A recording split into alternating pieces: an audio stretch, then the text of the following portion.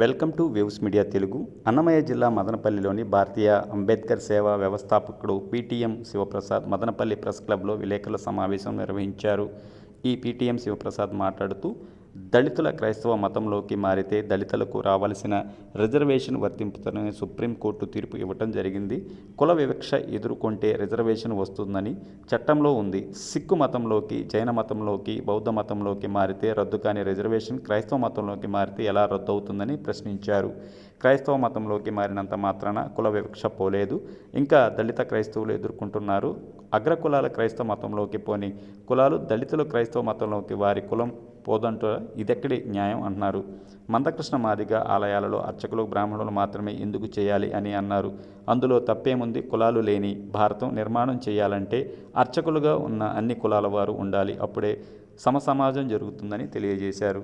బ్రాహ్మణుల యొక్క కాళ్ళు కడిగి ఆ నీళ్లను తల మీద వేసుకొని వాళ్ళకు దండం పెట్టుకొని పోయాడంట.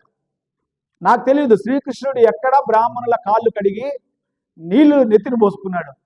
అంటే ఇంకా దేవుళ్ళు కూడా మీ బ్రాహ్మణులకు కాళ్ళు కడుగుతూ ఉంటే, మీ కాళ్ళు కడిగిన నీళ్లు నెత్తిని పోసుకుంటా ఉంటే ఇంకా మీరే దేవుళ్ళు కదా. ఇంకా మీరే దేవుళ్ళు కదా. శ్రీకృష్ణుడే మీ పాదాలు కడిగి నీళ్లు నెత్తిని పోసుకుంటే శ్రీకృష్ణుడిని అందరూ ఆరాధించే భక్తులు మనోభావాలు ఏమైపోయాయి?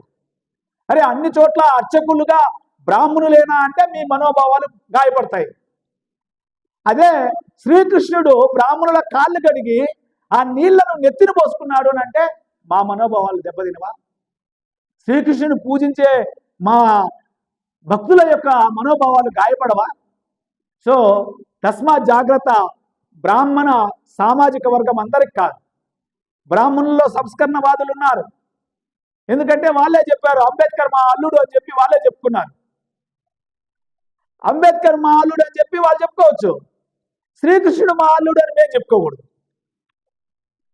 చూసారా, ఒక బ్రాహ్మణ అమ్మాయిని అంబేద్కర్ పెళ్లి చేసుకున్నాడని అంబేద్కర్ బ్రాహ్మణులకు అల్లుడు అయిపోయాడు. మా జాంబవతిని శ్రీకృష్ణుడు పెళ్లి చేసుకుంటే శ్రీకృష్ణుడు మా అల్లుడు అయిపోడా? కాబట్టి ఇట్లా ఒక దుర్మార్గమైనటువంటి దుష్ప్రచారం ఈరోజు సమాజంలో కొంతమంది బ్రాహ్మణులందరూ కాదు, బ్రాహ్మణుల్లో సంఘ సంస్కర్తలు ఉన్నారు, బ్రాహ్మణులు పోరాట యోధులు ఉన్నారు. ఏ విధంగా మతాల్లోకి వెళ్ళిపోయినటువంటి బ్రాహ్మణులు ఉన్నారో అట్లే విప్లవోద్యమాల్లోకి బ్రాహ్మణులు పోయినారు. అనేక పోరాటాల్లో బ్రాహ్మణులు ఉన్నారు, అనేక సంఘ సంస్కరణ ఉద్యమాల్లో బ్రాహ్మణులు ఉన్నారు. అలాంటి బ్రాహ్మణులకి మేము చేయెత్తి సెల్యూట్ చేస్తాం. అదేవిధంగా పేద బ్రాహ్మణులు అక్కడక్కడ ఉంటే వాళ్ళను ప్రభుత్వం ఆదుకోవాలని కూడా మేము డిమాండ్ చేస్తాం. బ్రాహ్మణుల పట్ల మాకు సోదర భావము, వాళ్ళ పట్ల మాకు సానుభూతి కూడా ఉంది. వాళ్ళకు మా పట్ల ఉంటే ఉండని, ఉండకుంటే పోనీ. ఎందుకంటే మా మీద ఎన్ని దాడులు జరిగినా హిందూ మతంలో మేము వినాయకుని పెట్టుకుంటే మా మీద మమ్మల్ని కొడతారు. హిందూ మతంలో మేము రాముని మెరువిందిస్తే మా కాలనీలోకి తీసుకురారు. మేము హిందూ మతంలో భాగం. దేవుడు కేవలం బ్రాహ్మణులకే ఎట్లా సొంతం అవుతాడు అనేటటువంటి ఒక నేపథ్యాన్ని కూడా చెప్పడం జరిగింది. ఇప్పుడు రాముణ్ణి, కృష్ణుణ్ణి, వెంకటేశ్వరుణ్ణి ఇలాంటి దేవుళ్ళను అందరినీ కూడా అన్ని కులాల వాళ్ళు పూజిస్తారు. అన్ని కులాల్లో వాళ్ళకు భక్తులు, విశ్వాసులు ఉంటారు. మరి పూజారులుగా కేవలం బ్రాహ్మణులు మాత్రమే ఎందుకు ఉండాలి అని ఆయన ప్రశ్నించాడు. ఆ ప్రశ్న సహేతుకమైనదే కదా. అంటే మేము భక్తులుగా పనికొచ్చే వాళ్ళము, పూజారులుగా పనికిరామా? ఇది మందకృష్ణ మాదిగ గారు వేసినటువంటి ప్రశ్న. అదేవిధంగా ఆయన ఇంకా చెప్పాడు, మీరు రాసుకున్నటువంటి ఇతిహాసాలు పురాణాల్లో నుంచే మీరు శ్రీరాముని యొక్క చరిత్ర రాశారు కదా, దాన్ని పారాయణం చేస్తున్నారు కదా, శ్రీరామచంద్రుడు దేవుడు అంటున్నారు కదా. మరి శ్రీరామచంద్రుడి యొక్క విజయానికి ఆయన ఇబ్బందుల్లో ఉన్నప్పుడు మీరు రాసిన వాల్మీకి రామాయణం ప్రకారం, మీరు పారాయణం చేసే వాల్మీకి రామాయణం ప్రకారం మరి మా వానరులు అంటే గిరిజనులు, ఆదివాసీలు ఆ రోజు రాముడికి సహాయం చేశారు కదా. అదే ఆంజనేయుడు అనేటటువంటి ఒక ట్రైబల్ ఆ రోజు రాముడికి సహాయం చేశాడు కదా. జాంబవంతుడు అనే ఒక దళితుడు ఆ రోజు రాముడి యొక్క ఆ యుద్ధంలో రాముడిని గెలిపించడానికి తన ప్రజ్ఞను వాడి ఆయనే కదా యుద్ధాన్ని నడిపించింది. మరి అలా అన్ని కులాల వాళ్ళు ఇందులో భాగస్వాములైనప్పుడు, అదేవిధంగా శ్రీరామచంద్రుని చరిత్రను రాసి ఈ ప్రపంచానికి అందించి మీరు ఇప్పుడు పారాయణం చేసుకునేటటువంటి ఒక అవకాశం ఇచ్చిన వాడు మా వాల్మీకి కదా. మరి మా వాల్మీకులు, మా దళితులు, మా గిరిజనులు, మా బీసీలు మేము పూజారులకు పనికిరా ఉన్నటువంటి 1950 ప్రెసిడెన్షియల్ ఆర్డర్ కూడా భారత రాజ్యాంగంలోని ఆర్టికల్ 25 మత స్వేచ్ఛ హక్కుకి, ఆర్టికల్ 14 అండ్ 15లో ఉన్నటువంటి సమానత్వపు హక్కుకి భంగం కలిగిస్తారు. కాబట్టి ఏదైతే 1950 నాటి ప్రెసిడెన్షియల్ ఆర్డర్ ఉందో అదే సహేతుకమైనది కాదు, దాన్ని కూడా సవరణ చేసి రద్దు చేసుకోవాలని చెప్పి మందకృష్ణ మాదిగ గారు చాలా సుస్పష్టంగా చెప్పడం జరిగింది. ఈ సందర్భంగా సమాజంలో క్రైస్తవులు ఎదుర్కొనేటటువంటి, దళిత క్రైస్తవులు ఎదుర్కొనేటటువంటి వివక్షను చెప్పాడు. క్రైస్తవం పేరుతో బ్రాహ్మణ ఇతర ఆధిపత్య కులాల వాళ్ళు ఎలా పై స్థాయిలో ఉండి అన్ని ఫ్రూట్స్ను వాళ్ళు ఎంజాయ్ చేస్తూ ఉన్నారు చెప్పారు. ఈ హిందూ మతంలో ఈ నిచ్చెన మెట్ల కుల వ్యవస్థలో దళితులుగా క్రైస్తవులు కానీ, హిందూ దళితులు కానీ, క్రైస్తవ దళితులు కానీ, బుద్ధిస్ట్ దళితులు కానీ, సిక్కు దళితులు కానీ వీళ్ళందరూ ఏ విధమైనటువంటి వివక్షను అనుభవిస్తూ ఉన్నారు, వాళ్ళ బాధలు ఎలా ఉన్నాయి అనేది కూడా ఆయన చాలా స్పష్టంగా వివరించడం జరిగింది. ఇదే నేపథ్యంలో ఆయన కొన్ని ఉదాహరణలు కూడా చెప్పడం జరిగింది. ఆ ఉదాహరణలు ఏంటంటే,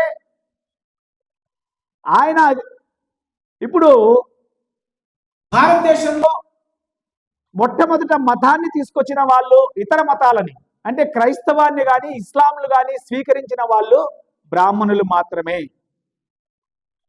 బ్రాహ్మణులే మొదట ఇస్లాంను స్వీకరించారు, బ్రాహ్మణులే మొదట క్రైస్తవాన్ని స్వీకరించారు, బ్రాహ్మణులే మొదట క్రైస్తవాన్ని బోధించారు, బ్రాహ్మణులే మొదట ఇస్లాంను బోధించారు.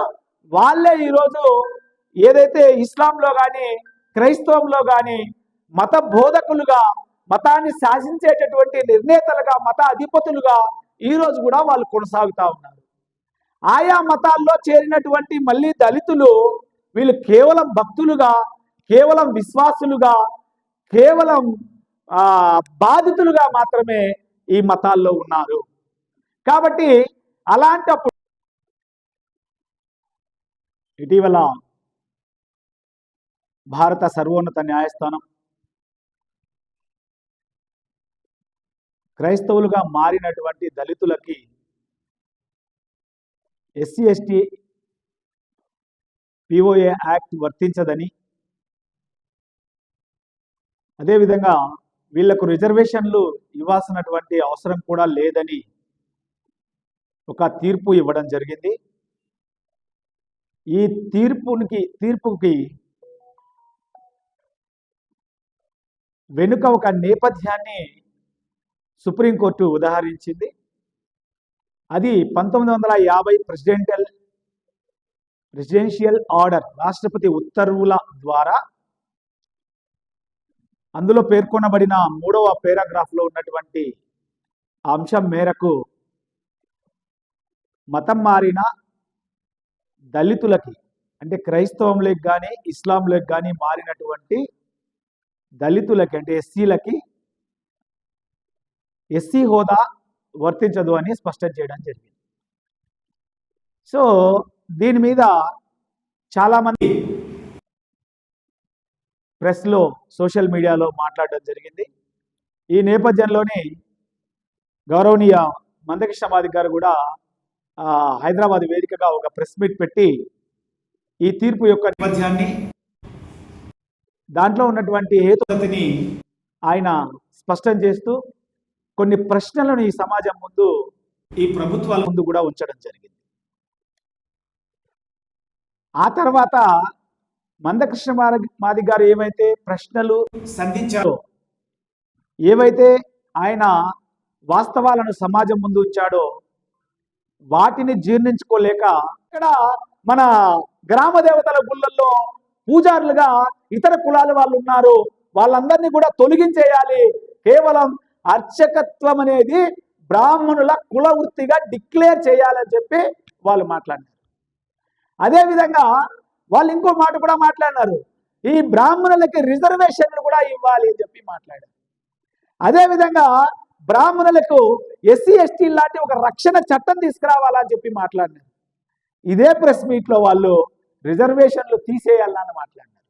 అంటే ఒకవైపు బ్రాహ్మణులకు రిజర్వేషన్లు కావాలని మాట్లాడినారు, ఒకవైపు రిజర్వేషన్లు తీసేయాలని మాట్లాడినారు.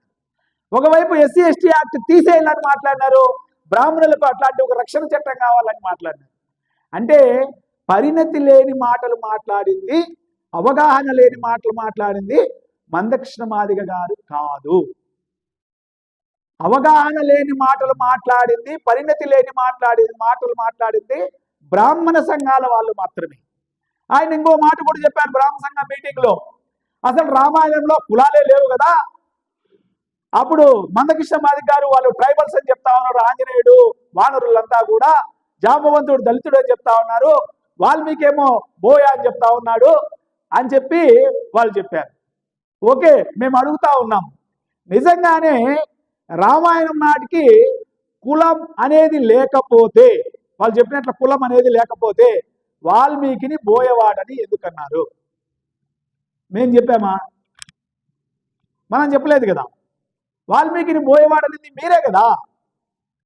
ఎవరో చాకలి ఆయన ఏదో అంటే సీతను అడవులకు పంపించేసినారని చెప్పింది కూడా మీరే కదా. అంటే అప్పుడు చాకలి కులం ఉన్నట్లేగా, వాల్మీకి కులం ఉన్నట్లేగా. శంభు కూడా ఆయన తపస్సు చేసుకుంటా అంటే శిరచ్ఛేదనం చేశారు, ఒక నిమ్న కులానికి శూద్ర కులానికి సంబంధించిన వాడని. అంటే రామాయణం నాటికి కులాలు ఉనికిలో లేకపోతే శూద్రుడు అనే శంభుకుడు ఎలా వచ్చాడు రామాయణంలోకి? సో వీళ్ళు పరిణత లేకుండా బ్రాహ్మణ సామాజిక వర్గం మాట్లాడుతూ ఉంది. మందకృష్ణ మాదిగ మాట్లాడిన దాంట్లో ఏదైతే వాల్మీకి రామాయణంలో ఉందో అదే పరిణతితో ఆయన మాట్లాడాడు. అదేవిధంగా శ్రీకృష్ణుని కూడా అవమానిస్తూ బ్రాహ్మణులు ఆ రోజు మాట్లాడినారు ప్రెస్ మీట్లో.